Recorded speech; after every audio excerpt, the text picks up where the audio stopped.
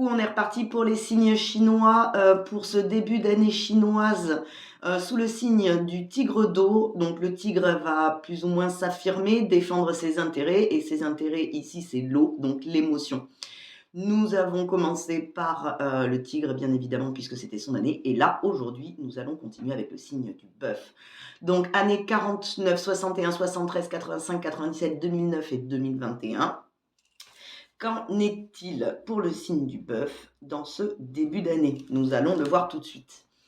Je demande l'autorisation de procéder au transfert de l'énergie du signe du bœuf sur moi-même. L'autorisation, c'est oui. Par changement du muscle indicateur, montre-moi que le transfert est réalisé. Ok, je suis Adeline, c'est non. Je suis l'énergie du signe du bœuf, c'est oui. Très bien. Allez, qu'est-ce qu'il y a à savoir? Quelle est cette marge d'amélioration pour ce signe-là? Maître du cœur, cœur, estomac, triple réchauffeur, intestin, grêle, vessie, rein, rate, poumon, foie, vésicule biliaire, gros intestin, triple réchauffeur. Bon, triple réchauffeur nous parle d'équilibre et d'harmonie. Ça peut nous dire que nous sommes en période de dents de scie. Un coup ça va, un coup ça va pas. Du moins, on n'arrive pas vraiment à se retrouver. Hein. C'est assez chaud-froid, finalement. On va aller voir dans quel domaine, plus précisément. Alors, physique, éducation, relations, émotions, spirituel, matériel. Ok, 1, 2, 3, 3, ok, 4, 5. Je suis plein d'entrain, c'est non. Émotionnellement. Donc, finalement, j'ai envie de dire que ce qui apparaît ici, c'est qu'un coup ça va, on a la motivation, et un coup, non, pas du tout. Et émotionnellement, on se sent à la fois un coup investi et un coup désinvesti, un coup emballé et un coup pas du tout. Eh bien, on va aller voir pourquoi. Pourquoi est-ce qu'il n'y a pas justement cet équilibre et cette harmonie émotionnelle quant à l'entrain et l'investissement qu'on met dans les choses, quoi. Qu'on met dans notre vie, notamment. Y a-t-il un autosabotage? C'est oui, je veux mener une vie heureuse. C'est oui, je veux mener une vie misérable. C'est non, je mérite une vie heureuse. C'est oui, je mérite une vie misérable. C'est oui. Bon, il y a un conflit au mérite, c'est-à-dire un conflit inconscient, on peut dire profond, sur le fait que, de toute façon, si ça ne va pas, c'est normal, c'est parce que on mérite que ça n'aille pas. C'est un petit peu ce qui apparaît. Allez, on va aller voir dans quel domaine.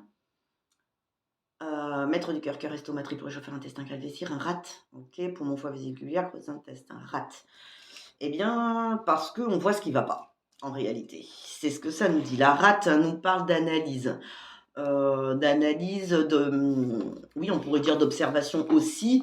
Et la réalité des choses, c'est que tout est neutre.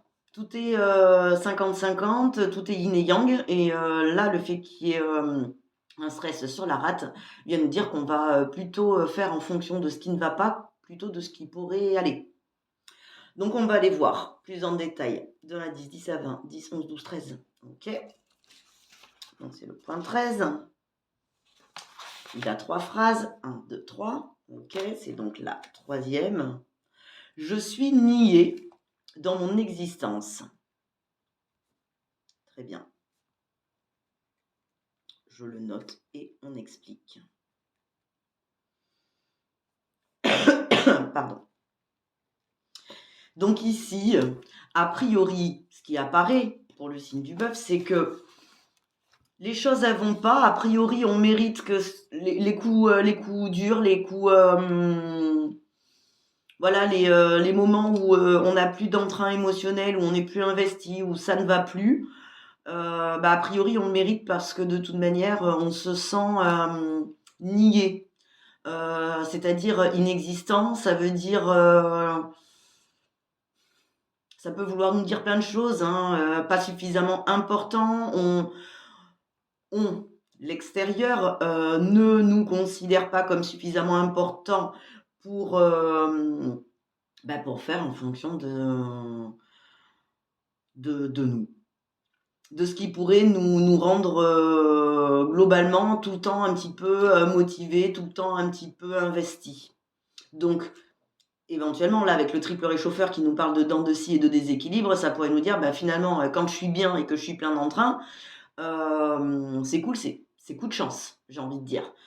Et puis quand c'est pas le cas, et que du coup, j'ai plus qu'à m'adapter et à ronger mon frein, là, ça me cause du souci parce qu'au final, je me sens niée. Bon, je suis nié dans mon existence,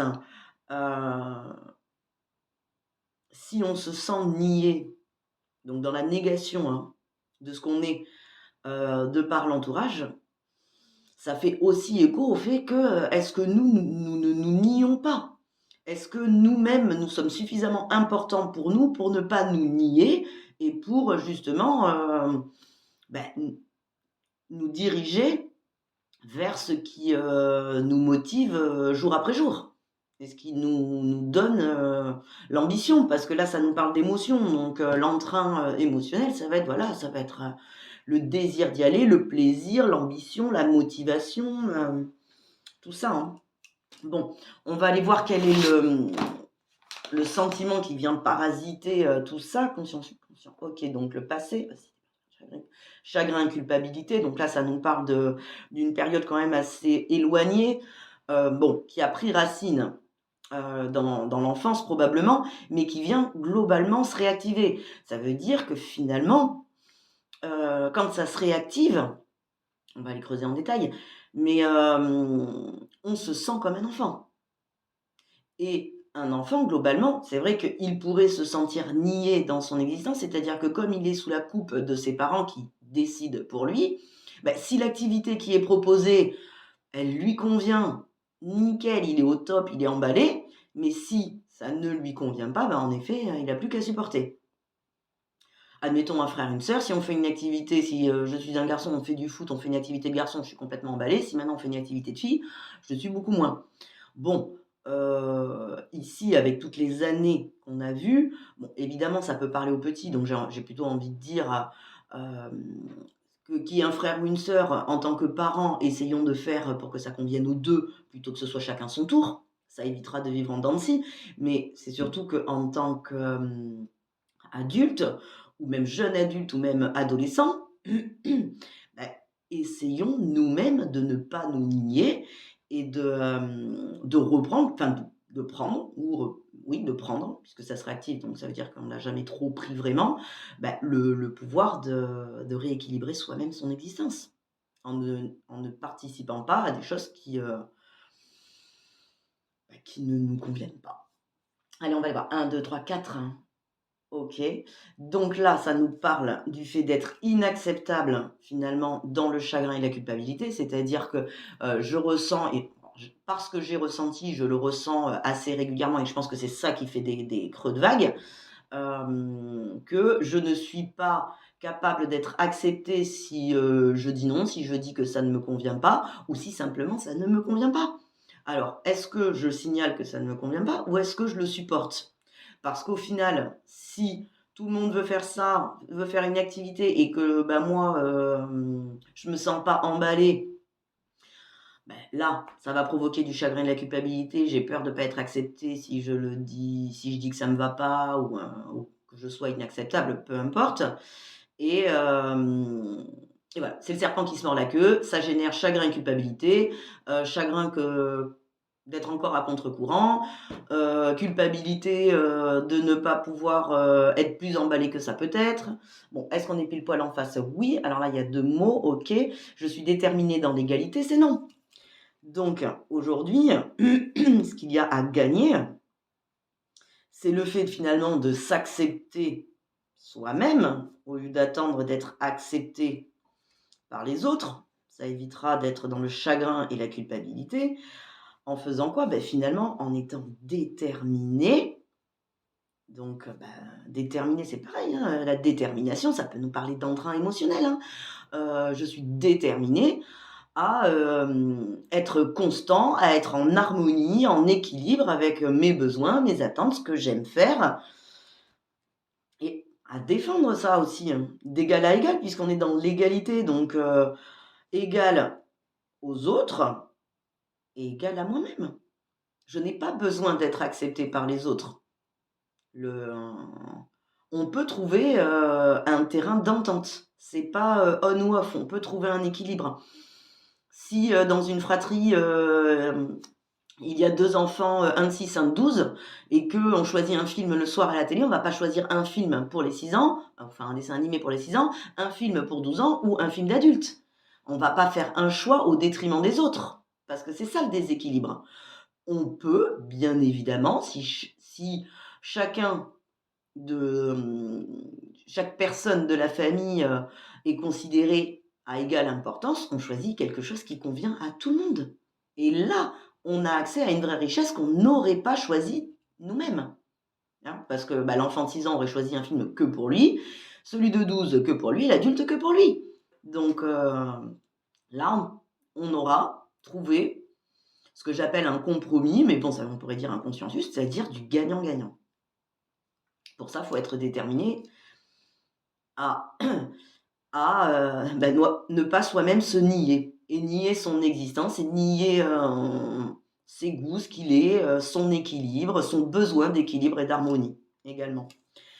Bon, on va aller voir quelle est la correction du coup qui serait à apporter pour arriver à cela. Structure génétique électrique, 1, 2, 3, 4, 5. Ok. Donc là, ça nous parle d'inhibition auriculaire, à savoir le fait d'écouter. De s'écouter soi, d'écouter les autres. On va aller voir plus en détail, hein, parce que s'il y a un stress au niveau des oreilles, il y a un stress au niveau de ce qu'on entend, et forcément, il y a un stress au niveau de ce qu'on comprend.